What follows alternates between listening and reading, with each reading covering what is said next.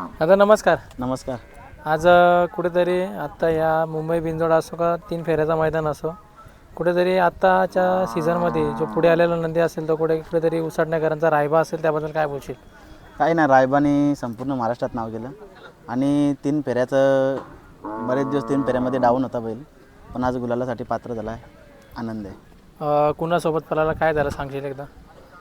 बैल पळाला दीपक शेट पाटील, कान्हा शेट पाटील यांच्या मेहरबानमध्ये पळाला. दोन्ही वेळेला सुंदर अशी गाडी पळाली. गाडी आज आणली कुणाल ड्रायव्हर आंबेशुकरांनी. मागे पण कुणालाच आणलेली ना? हो, मागच्या बोनिवली मैदानामध्ये कुणालनेच आणलेली गाडी, त्यामुळं बैल त्याला पण चांगला पळाला, म्हणून आज तोच बसला. बऱ्याच जणांना असं वाटून होता का मागच्या ज्या बोनेलच्या मैदानात पळाला तोच नंदी पळू शकतो का? हे नियोजन आधीच झालं होतं, त्यामुळे कुठेतरी तो पायरा नाही गेला आणि त्यामुळे आज हे आपल्या मेहरबानमध्ये पळाले. 2च दिवस झाले आणि परत बैल पळाला, एवढा फिट असावा का बैलाने? हो, बैलाला काही हरकत नाही, कारण की बैल एकदम फ्रेश आहे. दोन्ही फेऱ्या बैलाने एकदम कडक काढलेत आणि आपल्याला बैलाच्या सिच्युएशननुसारच बैल आपण पळवतो, त्यामुळं दोन्ही फेऱ्या बैलाने कडक काढल्याचा तिसरा बैलाला बघा आता. हा नियोजन कोणी बसवलेला पूर्ण? नियोजन पूर्ण अलंकार शेटनेच केला होता आणि कान्हा शेटची बाईट ऐकली त्या दिवशी बोनिवलीच्या मैदानातली. तर कान्हा शेटचं बोलणं असं होतं की मुंबईचा एखादा टॉप वासरा असेल तर आपण दुसऱ्याच्या मैदानाला कर्जतला बोलू. तर लगेच आम्ही निर्णय घेतला, कान्हा शेटला कॉल केला.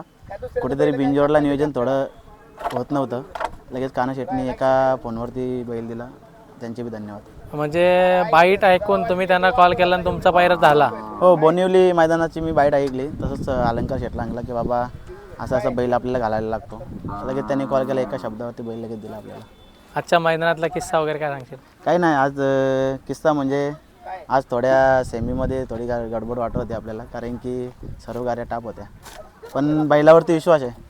बैलांनी स्वतः गाडी लावली आज, अभिमान आहे त्या गोष्टीचा. आज कसं आहे, आज मुंबईचं 3 फेरचा मैदान, काय बोलशील? मुंबईमध्ये शक्यतो कुठंच मैदान होत नाही 3 फेऱ्याचा. हे कलंबोडीचा वाडीचा मैदान आहे. आयोजकांचं बी आभार मानतो, कारण की मुंबईमध्ये 3 फेऱ्याचं मैदान होणे पण गरजेचं आहे. कुठेतरी मुंबईच्या बैलांना पण चान्स मिळतो, एखादा नवीन चेहरा पण उजेडात येतो, त्यामुळं आयोजकांचे बी आभार आहेत. आणि अशी मैदानं वर्षातून 4-5 झाली तरी पण गाडा मालकांना सहकार्य होईल. तुम्हाला असं वाटलेलं का फायनल राहील? हो, बैलावरती सध्या तरी विश्वास भरपूर आहे, बैलाला गती पण भरपूर आहे, त्यामुळं गाडी फायनलला राहिलीच अपेक्षेने घडून आलतो. आणि बैल पण एकदम फ्रीमध्ये होता, त्यामुळं 100% चान्स वाटत होती गाडी फायनलला राहीलच. आता कसे बरेचसे ड्रायव्हर पण वरणार आहेत वगैरे, तुम्ही कुणालाच बसवतात, काय नक्की कारण?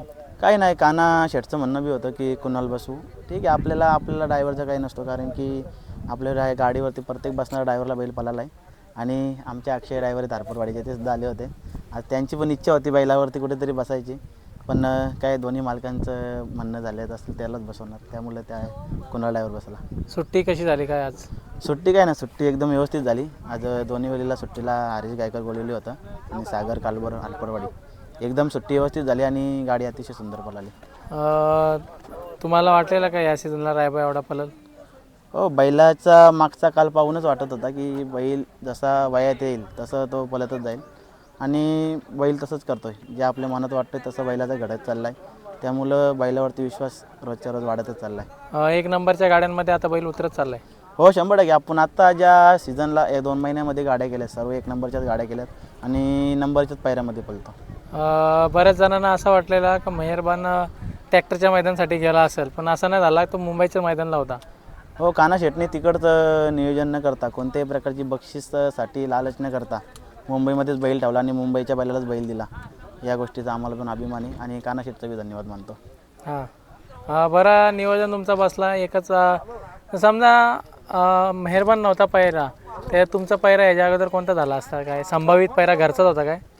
हां, कोणासोबत पण झाला असता, कारण की मुंबईमध्ये भरपूर बैल पळतात सध्या, कोणासोबत तरी पळाला असतो, पण आज बैल पळवलाच असता, काही झालं असतं तरी पण. मागच्या वेळेस 3 फेऱ्यात पळवलेला नाही, बैलाचा तेव्हाच दात पडला होता, त्यामुळे बैल पडला नव्हता.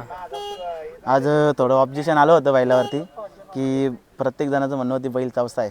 आयोजकांनी दात बघितलं तर बैलाचा तर एकच दात पडला आहे.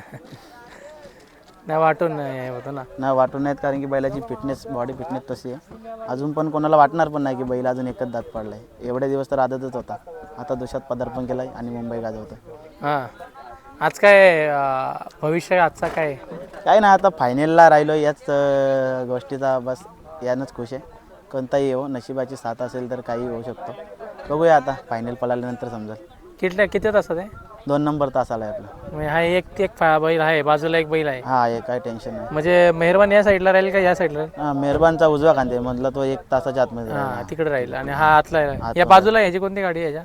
काय बघितली नाही, मी पण इकडेच होतो. आता हे गेलं होतं काय अजून समजलं नाही काय ते. चला माझ्याकडनं शुभेच्छा असेल तुम्हाला. धन्यवाद तुमचे पण.